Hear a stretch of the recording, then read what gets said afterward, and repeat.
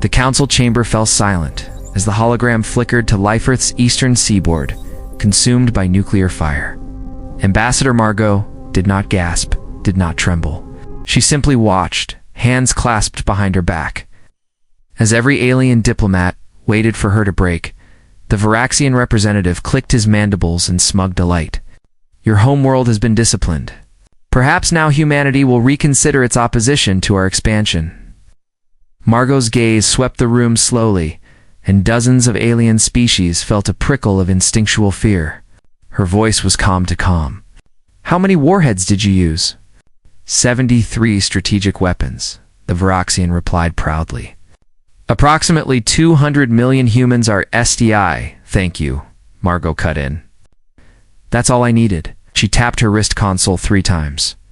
Across the galaxy, humanity stopped pretending. Commander Leon of the Terran Ghost Fleet received the signal with a numb expression. He had trained for 15 years for a war he hoped would never come. His sister had lived in Boston. Past tense now. Authorization code Omega Black, his tactical officer confirmed. Rules of engagement? None, Leon said.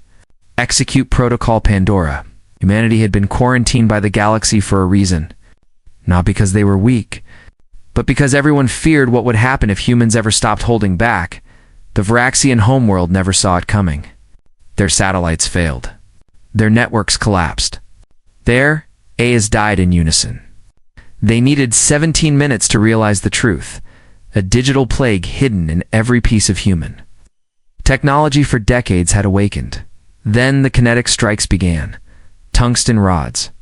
Nothing more than metal hurled at relativistic speeds, fell like silent wrath from the void. No radiation. No fallout. Just pure, devastating physics, turning fortresses to vapor. They're trying to surrender, Combs reported. Continue firing, Leon said. Back in the council chamber, alien delegates panicked as their own worlds appeared on the hologram industrial hubs melting, military fleets shattering, command stations collapsing. Margot finally spoke, her voice calm amid chaos. You wanted to understand why the ancient precursors warned you not to provoke humanity. Why species that met us before your confederation recommended isolation?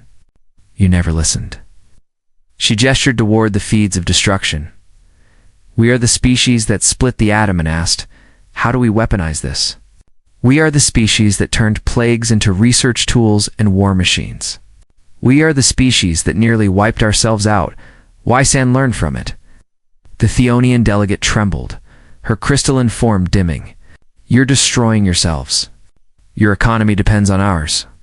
Margot's smile was cold. You think we didn't prepare? Every colony we built is self-sufficient. Every trade route has a fallback. Every dependency with you was intentional misdirection. We have practiced mutually assured destruction longer than your species has practiced agriculture. Why? Whispered the Zephyrite observer. Why would any species live this way? Margot's eyes softened, not with pity, but with memory.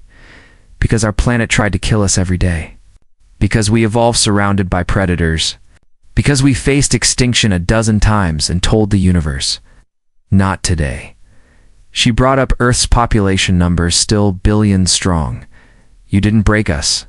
You reminded us who we are. The Ghost Fleet continued dismantling the worlds of every species that supported the Earth strike. Not exterminating, just crippling. A reminder written in fire across star systems. Margot faced the Varaxian representative. We remember every threat. Every betrayal, every attempt to erase us, and we repay it precisely. We surrender, the Varaxian whispered. Please, we surrender. Margot nodded. Leon, cease fire on Vraz Prime. Leave them enough to rebuild in 1,000 years. She turned back to the council. The quarantine ends today. The restrictions end today. Humanity takes its place as an equal, because we earned it the hard way. And if we refuse? Asked a Theonian delegate. Margot's smile sharpened. Then you'll see why this was mercy. You don't want to witness what happens when humanity gets creative. The vote was unanimous. Humanity joined the Confederation that day not as a threat to be contained. Not as a child to be supervised, but as a force the galaxy would never again underestimate, because you can bomb humanity. You can kill millions.